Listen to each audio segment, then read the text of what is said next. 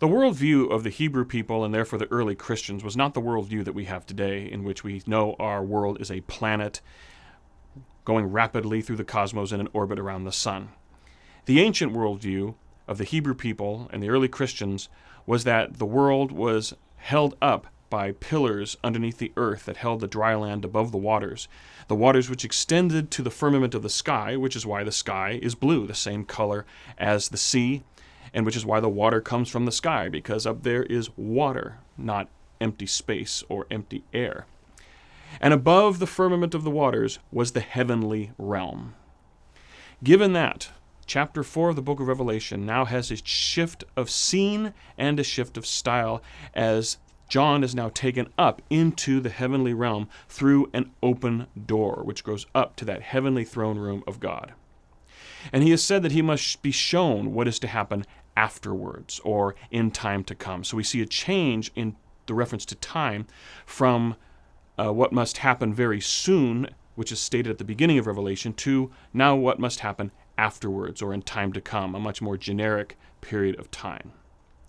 So keeping in mind the ancient Hebrew worldview, John now is taken up into the heavenly realm, where he will have a vision of the heavenly throne room.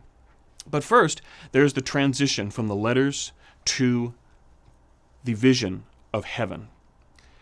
And that transition is that image of Jesus knocking at the door, in which he says, "See, I am standing at the door and knocking." And that links the letters to the churches to the experience of the heavenly throne room. But I'd like to make a note of this knocking on the door. We're used to that image and illustration of Jesus coming to a door, kind of leaning in at the door and knocking very lightly, almost very gingerly. Like, if you don't listen, you're not going to hear him. But when you look at the spirit and the mood at the end of the letters, the enthusiasm, the dynamism of what John is conveying from Jesus, it hints very much not at a quiet knocking, but as a pounding at the door. Jesus is pounding at the door, and we are called to let him in. And so that concludes the letters to the churches with an admonition: don't ignore this pounding of Jesus, because now he's going to give you a vision of the power behind the church that is facing tribulation at the hands of persecutions. We also see contrasting images that in a way parallel each other between the letters to the churches and the heavenly throne room. For example, the letters to the churches.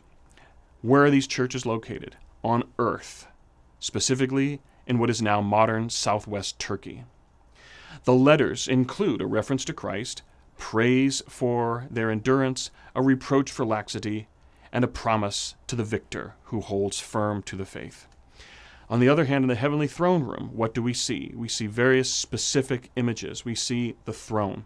We see the 24 elders. We see the lightning and the thunder. We see the 4 living creatures. We will eventually see the scroll that is sealed with 7 seals. We will see the Lamb that was slain, along with the praise and singing of the angelic choirs in heaven. For this particular point in examining the heavenly throne room, I'd like to look at 2 of the groups that John sees in the heavenly throne room. First, the 24 elders, and second, the 4 living creatures. Well, what are the 24 elders? Again, one would have to get inside the mind of the author to really understand what he meant, but there are certain conclusions or guesses that we can make that would be conducive to the Christian message of the book of Revelation. We have 24 elders, which is 2 times 12, which could be a reference to the 12 tribes of Israel and the 12 apostles, the foundation stones of the Israelite people and the Jewish faith, and the 12 founding fathers of the church. 12 and 12 are 24, and these are the elders that stand before the throne in heaven. Or it could be a parody of sorts to the Roman court. Remember, the Romans wanted people to worship the emperor and recognize the emperor as divine, and the emperor had his court. Now we have the one seated on the throne in heaven, and the 24 elders forming the heavenly court. Or it could perhaps be a reference to the principal constellations of the ancient world, in which the cosmic order is now standing before God.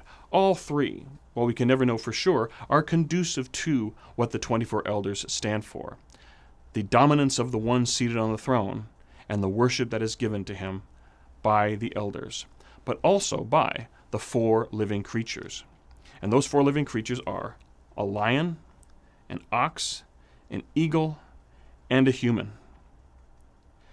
When we look at those four living creatures, it's reminiscent of what we see in the book of the prophet Ezekiel, as he sees the great presence of God moving to Babylon to be with his people. He sees an image with four faces. One face was a lion, one face was an ox, one an eagle, and one a human being. And now the four living creatures call to mind that vision of Ezekiel. But what do we also see? We see in the lion the most dominant of all wild beasts. We see in the ox the most dominant of domesticated animals. In the eagle, we see the most majestic and most dominant of the birds that fly in the air. And in the human, we see the most dominant of all creatures, and the one made in the image and likeness of God. So what could these four living creatures represent? Well, first, we see them as symbols of the four Gospels: Matthew, Mark, Luke, and John. These four living creatures, over time and tradition, were applied to the four principal Gospels that we find in the Scriptures. Matthew is symbolized by the human, Mark has his symbol in the lion, Luke is symbolized in the ox, and John is symbolized in the eagle. In the book of Revelation, however, we could see it with the dominant of the wild animals, the dominant of the domesticated animals, the most majestic and dominant of the birds of the air, and the most dominant of all creatures made in God's image and likeness. These four living creatures could be representative of all creatures, or as the song goes, all creatures of our God and King, coming to worship the one seated on the throne. Put before the 24 elders, we could see the cosmic order and all creatures of the earth coming before and worshiping before the throne. And so this is the first vision that John has of the heavenly throne room. And having gone from the messages to the churches, he is now presenting to those churches the power behind the church itself. This church has nothing less than the power of the heavenly throne room. And it is this power that walks with the church as it faces the tribulations and struggles of persecution.